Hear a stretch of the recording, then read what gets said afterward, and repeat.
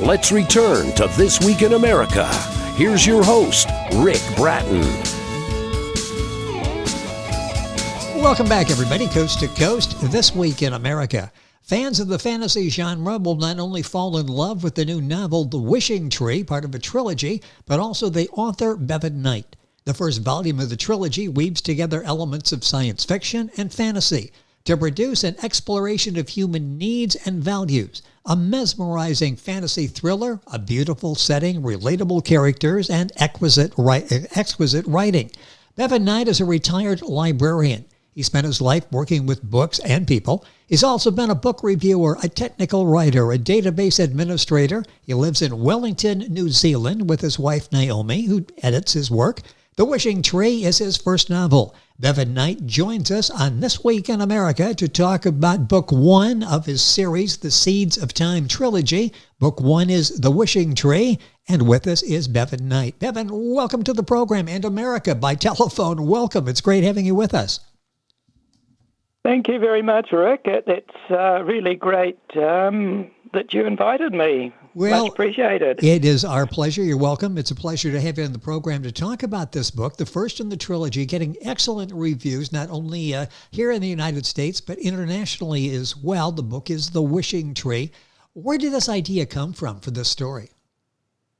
Okay, well, it's quite strange, really. I had been thinking for some time about the fact that of all the creatures on our planet, humans are the ones who are the least satisfied, I should say. I mean, if you feed a cat regularly, it's happy. Feed a dog, pet a dog and take it for walks, and the dog's happy. But humans always find things that they need, that they want. And that triggered off, first of all, I wrote a story which later became enclosed within the book, and the story was called The Little Girl Who Wanted the Moon. And then later on, I read about this little village in Hong Kong which has 2 wishing trees. And people would come in their thousands to throw paper wishes up into the branches of the trees. But after a while, the authorities realized that the trees were stifled. They were being killed off by all this paper. So they had to do what authorities do, which is erect barriers and, no, you can't go past this. And you can put up some racks, and you can put your wishes on racks, right, respectfully back. And yes. Anyway, so that gave me the idea of the wishing tree. And the wishing tree is really the central feature of the book. It's the magnet that draws people to go hunting, and it breaks up families, it breaks up the tribal groups, because this is it's actually based very roughly on hunter-gatherers in the Arctic, that sort of thing. Oh, yes. But the people were rushing off looking for this mysterious tree that they'd heard about. And so the key part of the story is the quest. The group of people get together and say, right, we'll have to dispose of the tree. We'll have to destroy this tree. So they set off, and among this group are the hero, Dorno, and the heroine, Sheena, and they go along with the rest, and various things happen to the various members of the quest along the way, as you'd expect. They also tell little stories when they camp, as they do from time to time, and they're little folk tales which I invented, and I have it so that they really just say things which are appropriate to their characters, rather in the manner of the Canterbury Tales, maybe not that I have pretensions to be like Chaucer, but it's that sort of thing. And so that's where the little girl who wanted the moon comes in as one of the stories in the book. And eventually, of course, they reach the tree, or some do. Various things happen to them. And I don't think I can say too much about that. No, I think you've done a nice job of sort of setting the table for us so we have an idea, and would love to have you tell us more, but there'd be no reason to buy the book probably. We want people to buy the book and enjoy it. This is the first of the trilogy. The book is The Wishing Tree. Bevan Knight is our guest, coming to us from New Zealand. Bevan is B-E-V as in Victor, A-N, Knight, K-N-I-G-H-T. Book available at Amazon, all the usual places, and Bevan's website, which is bevanknight.com. All this on our website, thisweekinamerica.us, and I'll give you all the spelling of that as we go through the program. So this really, when you started writing this, I mentioned the first of the trilogy, the Seeds of Time trilogy. Did you know this was going to be a trilogy when you wrote The Wishing Tree? Not immediately. Well, as I said, the little girl who wanted the moon, that's the book, that's the story which grew. And then I thought of the book. And then later on, I realized that there was a lot more to be written. And at this stage, Naomi is editing. I thought I'd really finished the second manuscript for the second book, but Naomi, who's very much my editor, guide, and chief critic, is still finding things that need adjusting, so she's still working through the second book. And while she's doing that, I'm working on the third, but it's all going to be a while yet. Looking forward to the second book, Earthlight, and that's in the process of getting ready to be published. Back in the hands of, these editors can be highly critical, especially if they're your spouse. Talk about that relationship, your wife, Naomi, editor. Talk about the advice that she gives you. It's a little bit fraught, that relationship at times. Absolutely. We have to sort of put the book to one side when we get on and do other things. Yes. Like doing the garden, doing the meals, doing the dishes. Well, yes. The book's got to take second place then. And we put aside our differences. But generally it's very, very productive. And it's very productive to have a little bit of friction in that relationship. I find it's good. It makes me grumpy, and then I think, no, she's right again. Isn't it strange? I haven't quite right. Yeah, when husbands go through sometimes, there's like resentment, I guess, when you get some advice, and then after you give it a little thought, it's like, okay, I don't know how to tell her this, but I think she's right. So once you get to the point of where you feel like saying, okay, then you write the book, then you wash dishes, and you're back together, and everything's back on track again. That's right. Yeah. What do you think, Naomi? Well, it's so nice to have someone who'll be honest. Summed it up beautifully. Well, yes, see, there we've got the editor that's online and helping us with this conversation. I'm sure this is interesting on a number of levels, but here's somebody, obviously, that Bevan, that you can trust. So deep down, you have to know, boy, she's not trying to sell me something. She's not trying to get me to move faster. She's trying to get me to do it right. That really counts for something, doesn't it? When you can really trust the advice that you're getting. I guess you're right. You're absolutely right. You are right. Yes. Well, she's working for me, and I'm working for her in another way too. Yes. So, yes. Yeah. And we're sharing something in our retirement years, and that's important. Well, that is important, and to have that perspective, and to get up and to have this together, and it's something that you can talk about and maybe talk through some of these patches as you get in the book, and you're not quite sure where to take the storyline. The book is The Wishing Tree. Bevan Knight is the author and our guest, BevanKnight. His wife Naomi is the editor, who's joined us here on the phone, and her input as to The Wishing Tree, which is doing so well internationally. I mentioned in the beginning that people really have fallen in love with this and the concept. Bevan, what attracts you to the fantasy genre? What is it about fantasy that really piqued your interest?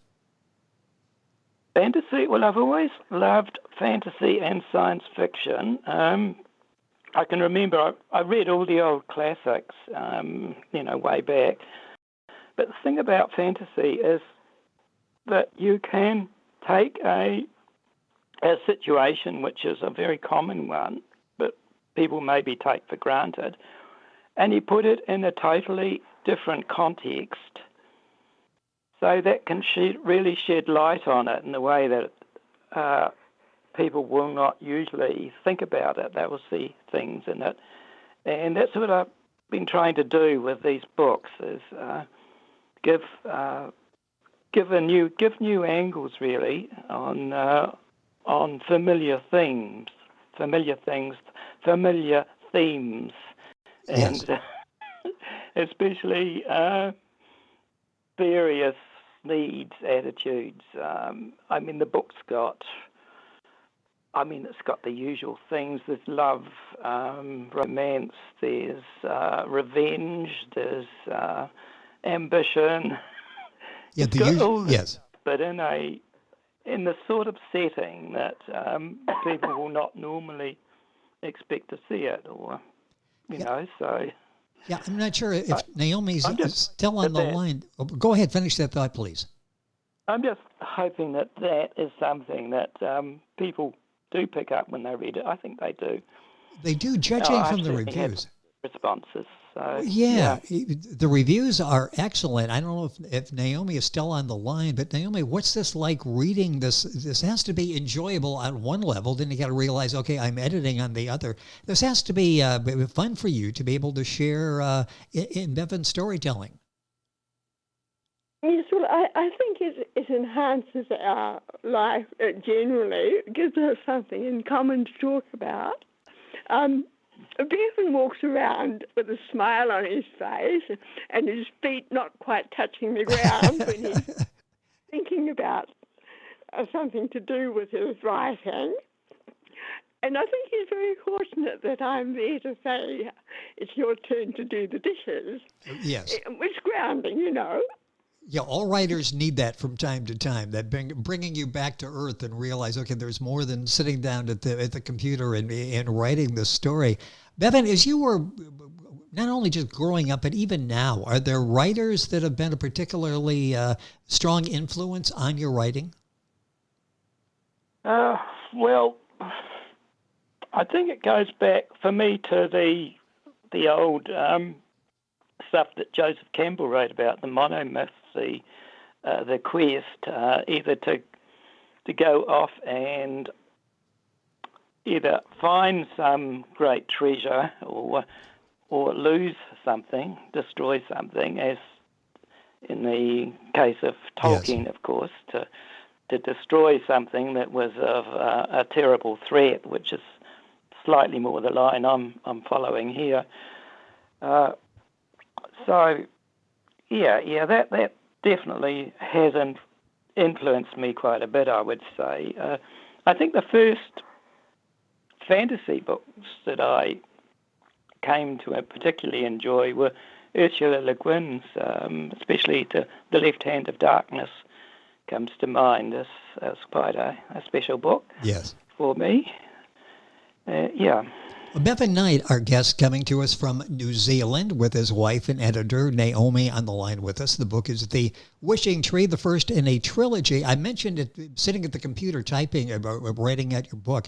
Tell me a little bit about your writing process. Do you use the computer, a legal pad, an old typewriter? I'm assuming it was a computer. Talk about the writing process in putting a book like The Wishing Tree together. Well, I like comfort. There you go.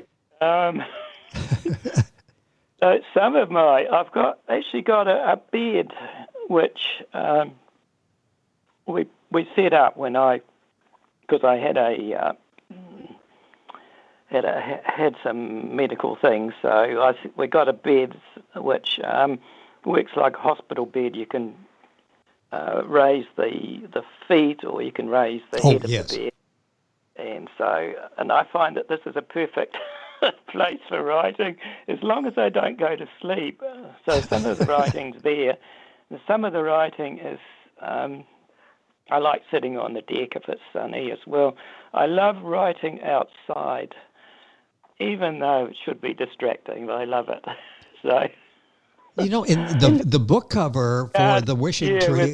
We've got a garden. We're always planting new flowers, and oh, it sounds nice. And I love the cover of the wishing tree, that outdoor scene that you have there. So that's where you get some inspiration from outdoors and some greenery and some sunshine. That always makes life better.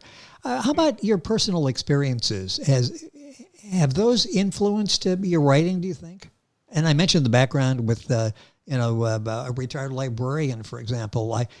Do all those sort of past experiences come to play in your writing? A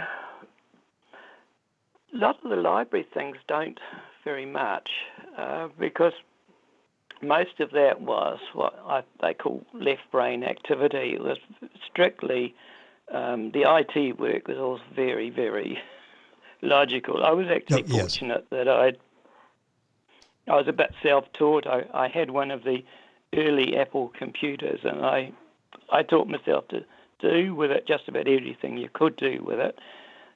But that gave me a really good understanding of how computers work, and so I was very able later to sort out the kinds of things that go wrong and quickly identify problems, because we did, like every company, I guess, we certainly had problems, and there were occasions when I'd have to go in about midnight to sort something out. Oh, wow. When they're doing batch processes and things like that. So that particular part. On the other hand, some of the people I worked with probably come through in the book, but not in any identifiable way, or even in a way which I'm really conscious of. But I think they have to. I think really a book is always about oneself in some sense or other. And I think that's true.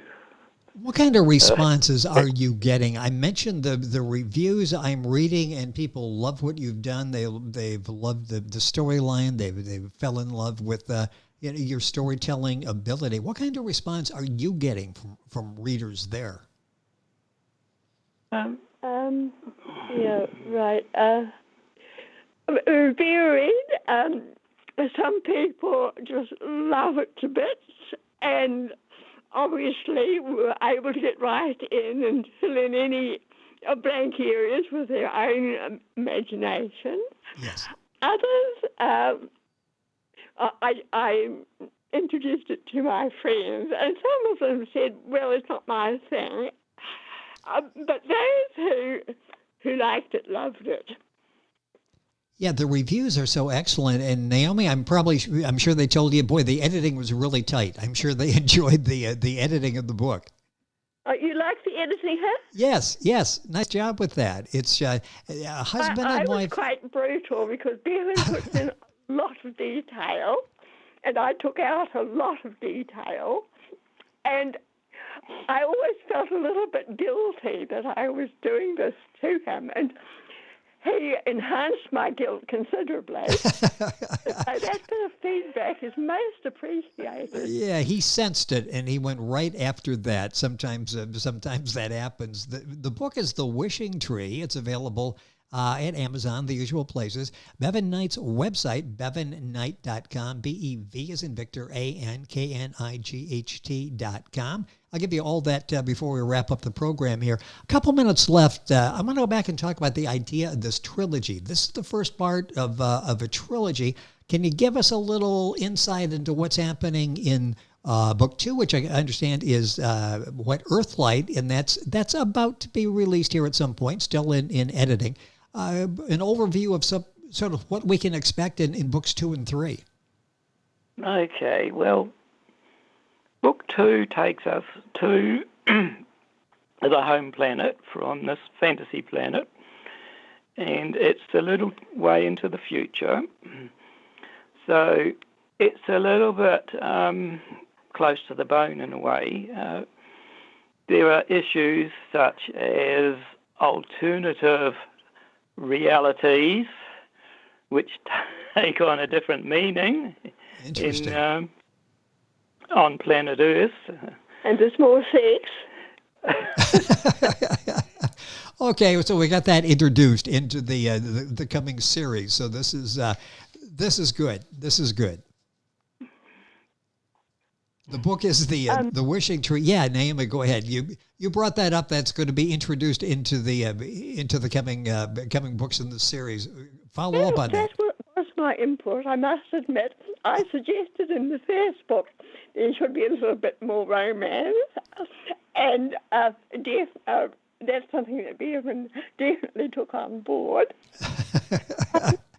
Took it and ran with it. So that's in books 2 and 3.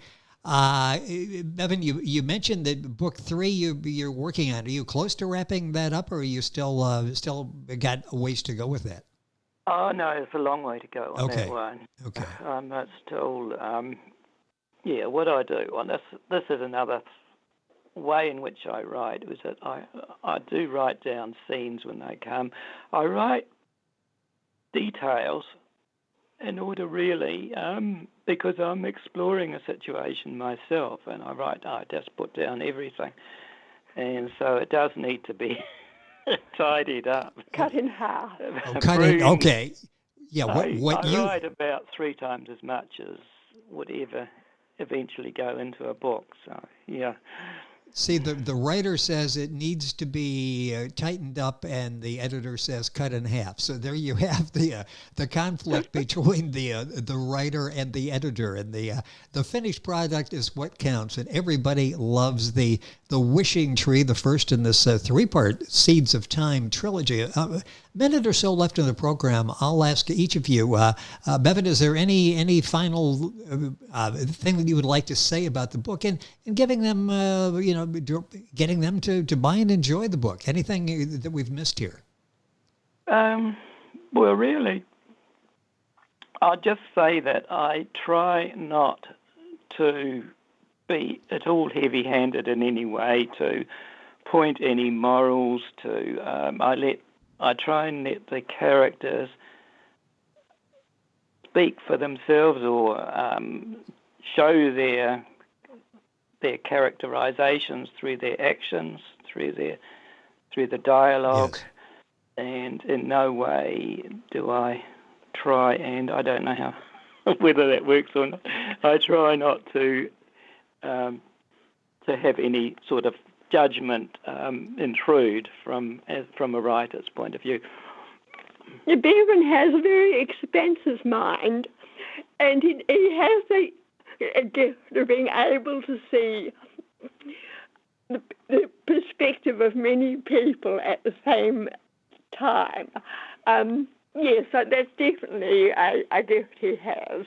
Yeah, that does also mean that I tend to put in alternative interpretations of the same event. That's what comes into the Wishing Tree, and that some readers have found that confusing. There are different perspectives according to who is describing the situation. Yes. That, in fact, is what does happen. Well, the results have been so positive and promising for this book, the first in the trilogy. Not only the book, but your talents as a writer, and looking more for books from you. The book is The Wishing Tree. Now, this is the first in the Seeds of Time trilogy. Book number 2 is Earthlight. That's coming through the process. And then, of course, book number 3, and hopefully we'll be able to chat about that book as well.